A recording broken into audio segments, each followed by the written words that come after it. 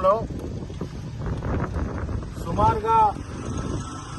52 కిలోమీటర్ల పాటు ఉన్నటువంటి కేసీఆర్ గారి పాలనలో కాలువలు, చెరువులు, రిజర్వాయర్లు, వరద కాలువ జీవనదిలాగా 10 ఏళ్ల పాటు కొనసాగినటువంటి వరద కాలువ ఇవాళ వట్టిపోయి ఎండిపోయి రాళ్లు తెలి వెనకట కాంగ్రెస్ పాలనలో ఎట్లయితే లోతుగా బావులు తవ్వుకుని అరకొరగా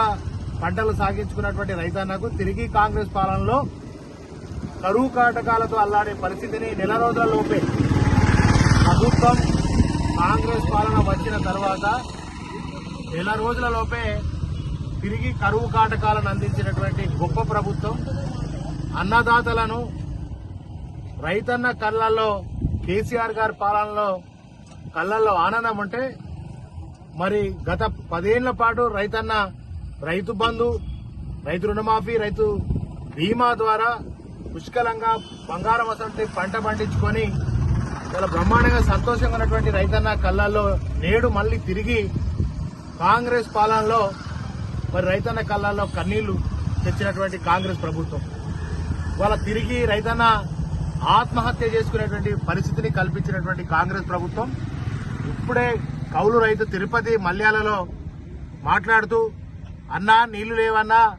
కేసీఆర్ గారి పాలనలో నీళ్లు ఫుల్లు, కరెంటు ఫుల్లు, పంటలు ఫుల్ ఉండే అన్నా, మేము సగర్వంగా